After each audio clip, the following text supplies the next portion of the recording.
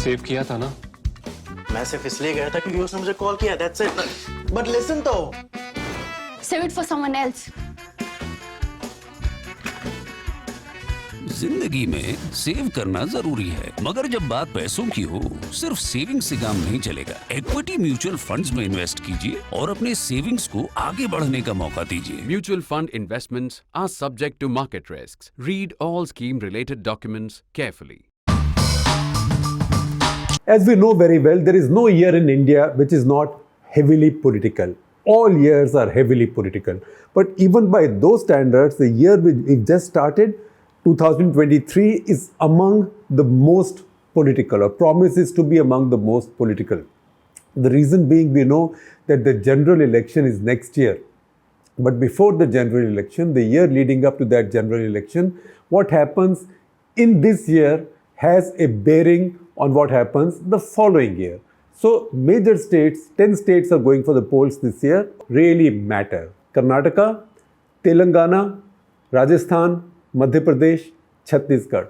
Together, these add up to a little more than 100 seats. In fact, as I speak, you will see the number of Lok Sabha seats listed against each state. So you will see Madhya Pradesh, Karnataka, Rajasthan, Chhattisgarh, and Telangana. So these are the major states that are going to the polls this year. These are also very important because the BJP has stakes in each one.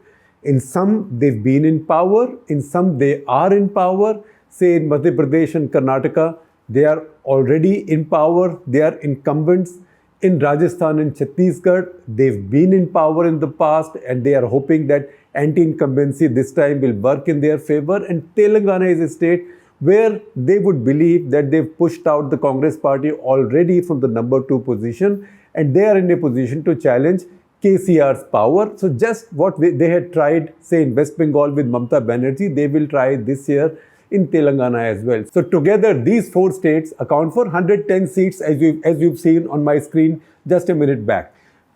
BJP will be hoping to do better and better in these because if it suffers setbacks, it will harm its momentum going ahead. Now we know that there is no direct correlation. We know that in the year leading up to the last general election, that is in the year of 2018, the BJP had lost some of these key states. Initially, they had lost all 3 of these major Hindi heartland states, that is Chhattisgarh, Madhya Pradesh, and Rajasthan. And before that, they had lost Karnataka as well, although on points, right?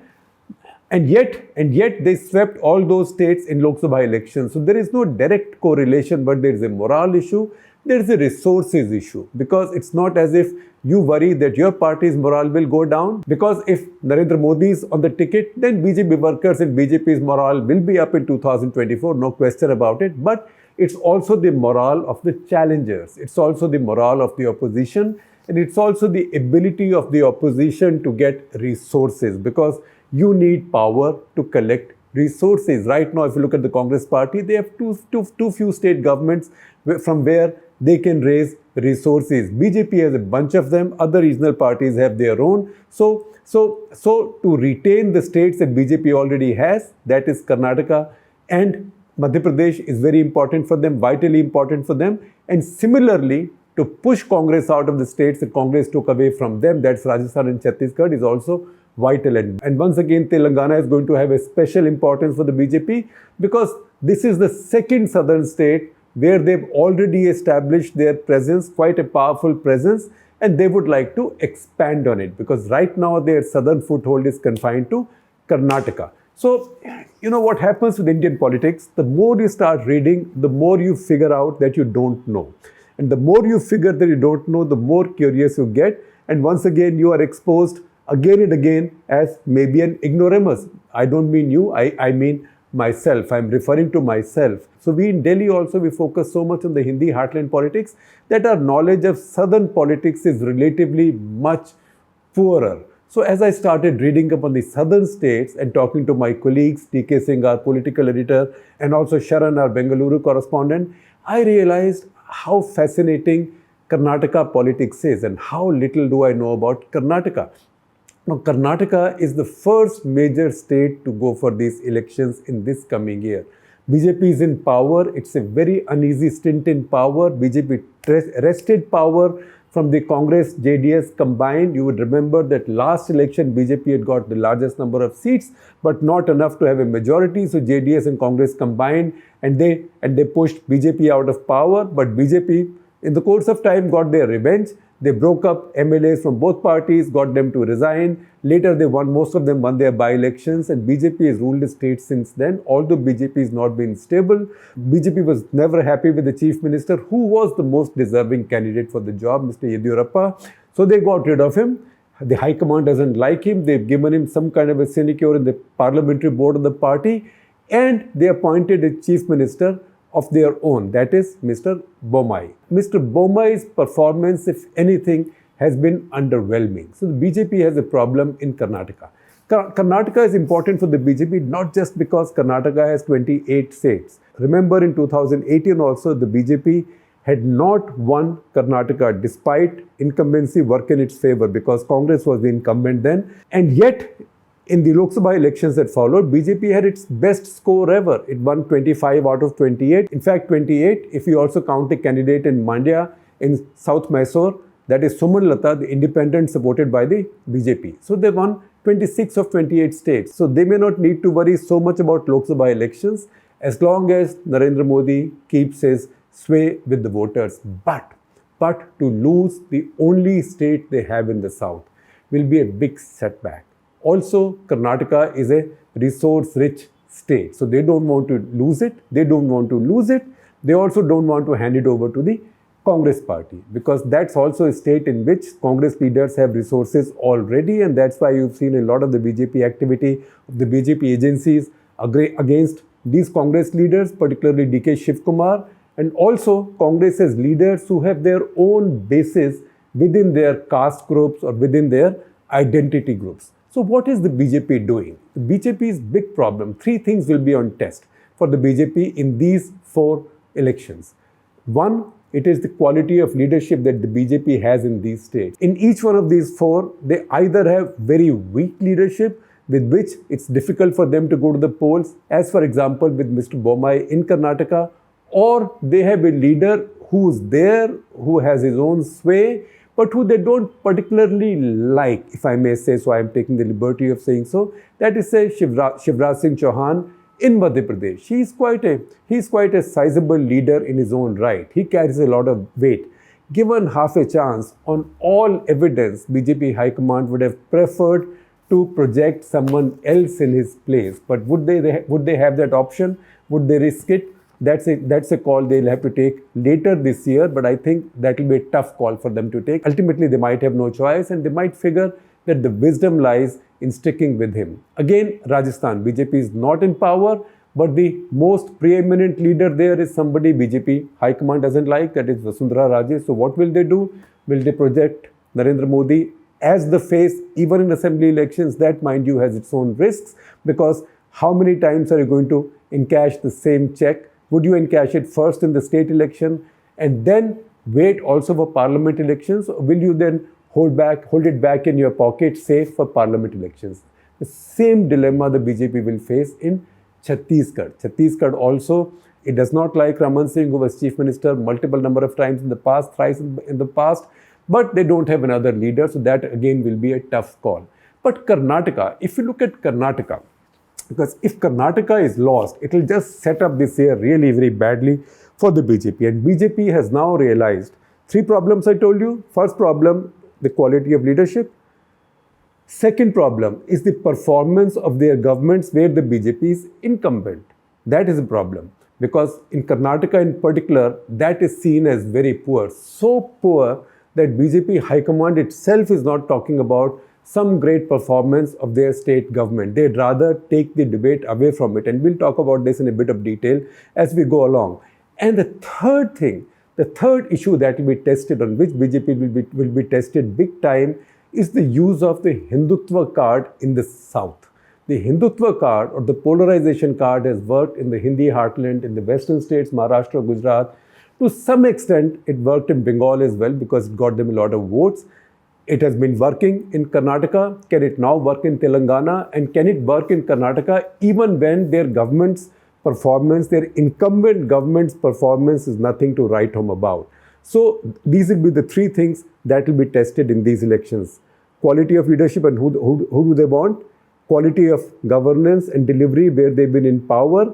And three, use of the Hindutva card or the Hindutva agenda in the South. Does it work as well in the South as it has worked in the Hindi heartland and the Western states, in the key Western states? Those three things. Now, if you look at Karnataka, the signals already are that BJP is now actively and feverishly shifting the debate away from performance, from their own government, their record in governance, to purely identity. So first bit of that identity, the overarching bit is Hindutva, the religion, polarization. So you have the BJP party chief in the state, that is Nalin Katil, the state BJP president. He's a firebrand. He gave a speech in Bangalore where he obviously welcomed the move to ban PFI, etc. And he said it saved the lives of many Hindu activists. But then he said something else very interesting. And I quote from his speech. He says, and I quote from his speech, or the translation that I've got of his speech from Kannada to English. I told them not to talk about roads, gutters, drains, and other small issues. If the issue concerning your children's lives, like love jihad, have to be stopped, then we need the BJP to form the government. So once again, this is not to say that we were in power all these years. See what have we given you, give us 5 more years, we'll give you more of this, because they don't have that much to talk about. So it's all about Hindutva once again. And once again, the BJP Home Minister in Delhi and the second most preeminent leader in the party after Narendra Modi, Amit Shah, went to Mandya. And there also he said, you make a choice. Either you want to vote for those who built the Ram temple and who developed Varanasi and Badrinath temple sites, etc., holy sites, etc., or you want to be with those who glorify Tipu Sultan, or with the Tukde gang. You want to be with Tukde gang, or you want to be with patriots. So once again, you can see that the line is the same. The line is the same. It's polarization. It's religious identity. That is the overarching thing. Again, BJP MP Pratap Simha, quite an articulate and firebrand young leader in Karnataka. He created quite a scene in Mysuru where he said the bus terminus, it had domes that made it look like an Islamic structure. And he said, unless you break it down, we will break it down. You demolish it or we will have to demolish it. And then overnight, the municipal corporation came and demolished it. Lo and behold, right? Once again, the same idea. Halal meat has become another polarizing issue. So BJP MLC, that is member of Legislative Council, he said in the council that he wants to move a private member's bill to ban food certification by any institution except FSSAI. FSSAI, as you know, is an institution of the government which certifies food standards, but it does not certify what is halal, what is not halal. That is done by certain Islamic entities which also earn some revenue as a result from it. So what he did in the Legislative Council was to turn this also into a Hindu-Muslim issue. Then last year in March, during Ugadi festival, that's a big festival in Karnataka, there were calls given to boycott halal meats. And before that, we already had the hijab controversy. Now, identity in Karnataka, we are focusing much more on Karnataka this time, and other states we'll talk about as we go along in the course of the weeks, because it's a long political year. Again, to shift attentions, the overarching entity is Hindu versus Muslim, and then Kannadiga versus the rest, in which case BJP is taking big risks, because who are the neighboring states with whom Karnataka might have issues? These are neighboring states in towards Karnataka's north. These are Goa and these are Maharashtra. With Maharashtra, the issue is well known, that is the Belgaum issue. That Belgaum or Belgavi issue has now sort of blown up. Both states have sharpened their knives, and looks like it's a little bit out of control, because it's impossible either for the Maharashtra government, which is run by the BJP, never mind the rebel Shiv Sena chief minister, and Karnataka. In none of the states can BJP tell its government or party to calm down, because in both states it's a sensitive issue. But Karnataka, it's a more urgent issue. At the same time, the party seems to have figured that this Karnataka versus Maharashtra thing can go out of control. So they've come up with something else, where the protesting side again is a BJP-run state, that is Goa, but it's a small state and they think Goa is more manageable. That is the Mahadai River project. Mahadai is the name for what is called as Mandovi River in Goa. In Goa, it looks very large. It starts somewhere in Karnataka, then comes through Karnataka. It has many tributaries. So this is a plan of a project to dam two of the tributaries. They are a bit like oversized nalas. Two of the tributaries of Mahadai, or what is ultimately called Mandovi. Karnataka government has had the plan to dam them to bring drinking water to many districts in dry, water-starved North Karnataka. There is something that we don't realize very often. When you ask dry areas, arid zones, deserts, all right. Desert is only Rajasthan and partly Gujarat. When you talk about arid zones, dry zones, Karnataka has the second largest arid zones, dry zones in the country. And most of these are in northern Karnataka. So those areas are water starved. So the idea is to dam these rivulets going into Mahadai and divert that water for drinking water needs for some key districts. And these three key districts are Dharwad, Belagavi and Gadag, all in northern Karnataka. Once again, now the Goans are protesting because they're saying this is the water we need, because our river Mandovi needs this water, because without that, besides the fact that we will suffer from shortage of water in the course of time, also navigation will suffer, because this water is needed to keep Zuari River navigable up to Marmugao Harbour. And if that doesn't happen, then Goa's economy will suffer really badly. So religious identity, state identity. So once again, now the effort is to shift attention away from a Maharashtra-Karnataka clash, assertion of Kannadiga or Karnataka identity versus Maharashtra, which is a larger state and where BJP might have even bigger stakes for the moment, but against Goa, which doesn't count for very much. So this then becomes a better distraction, and also this at least looks like a positive thing, a constructive thing. You're trying to provide drinking water to three districts instead of fighting over borders between two states run by the same party. Then the third identity is the caste identity. And that is where Karnataka is the most cluttered. And I must say that this has been an education for me. So as I've spoken with DK Singh and Sharan Pawana, I've realized that Karnataka caste politics is actually even more complex and fascinating than that of any Hindi heartland state. So what is the issue in Karnataka? You might have recently seen these headlines about Panchamshali Lingayats. Now Karnataka has in some ways at the broader level the same kind of caste breakup that any other state in India might have. That is upper caste, scheduled castes or Dalits, and then some tribals, and then many backward castes. Where it gets complex in case of Karnataka is with backward castes. Now Karnataka has 32% reservation for backward castes. That 32% reservation, however, is further split up. How is it split up right now? It is split up in category 1, which is extremely backward castes, EBC. So 4% out of this 32% goes to EBC's category 1. Then 28% remain. Next comes category 2A. Category 2A has most backward castes. Category 1 has EBCs, extremely backward castes. Category 2 has most backward castes. So 15% of the reservations go. So 4% have gone to category 1 EBC, 15% to category 2 MBC. So that is 17% out of the 32% gone. Who are these most backward castes? These include the largest groups are Kurubas. Kurubas are shepherds. In fact, Siddaramaiah, the former chief minister and Congress party's preeminent chief ministerial aspirant now is a Kuruba. Then there are Edigas. Who are toddy trappers, and then there are other smaller castes. So these are the most backward castes. They get about half of all OBC reservation, that is 15% out of 32. 4 had gone to category 1 EBC. Then you come to category 2B.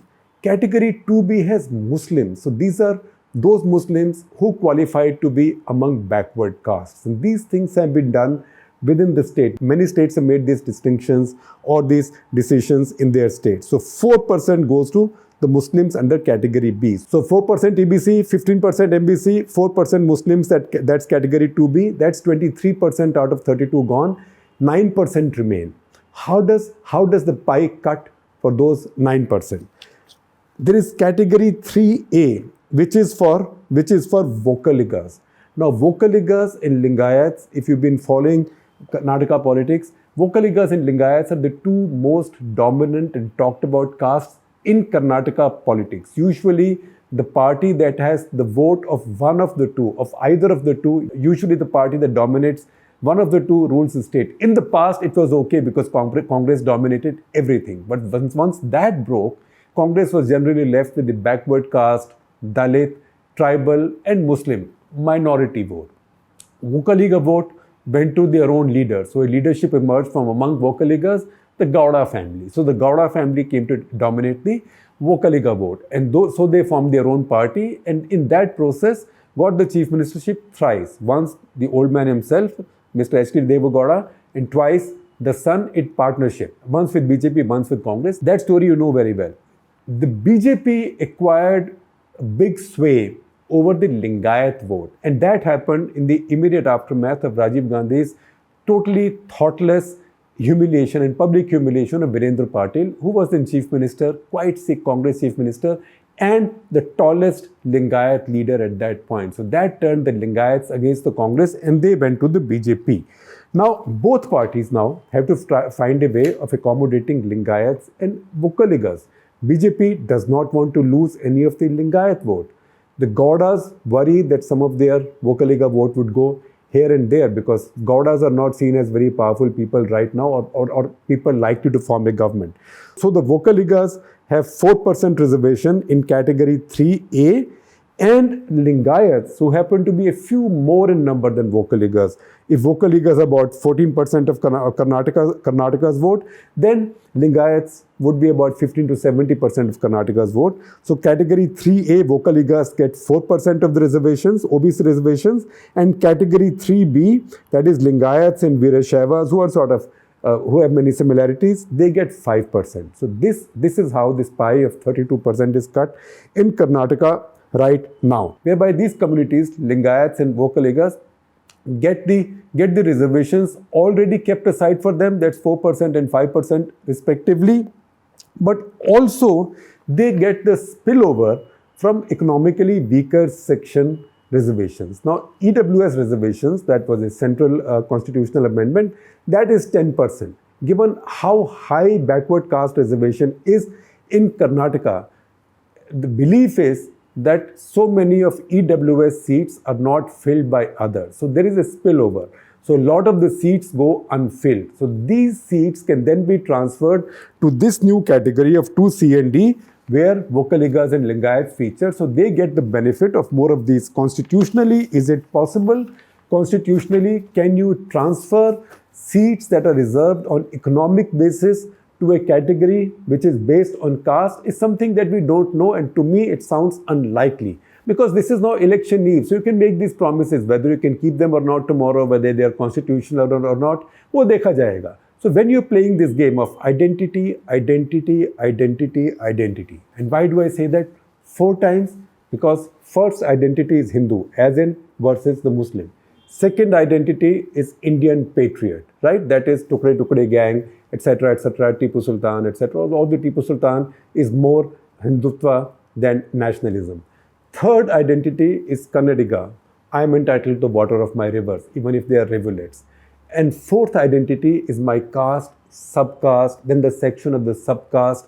And within the castes and subcastes, these caste groups in Karnataka are also under the sway of their mathas and mathadhishis. That's why you will find politicians, even Amit Shah, when he was in Mandya, he had the chief of the large section of Vocaligas, the largest Vocaliga math, sitting with him. So how these maths work and how these mathadhishis work is an entirely different story. And I am asking Sharan Puvana to at some point give you a proper rundown on this, both in text and on video. So please watch out for that. As far as I am concerned, in conclusion, all I will say is that I am humbled. I'm truly humbled to realize how little we know about the politics of many parts of our country, especially the South, and also as political analysts, how much are we missing out on, because this politics is every bit as fascinating and interesting and exciting and cluttered as that of any other state in the country, especially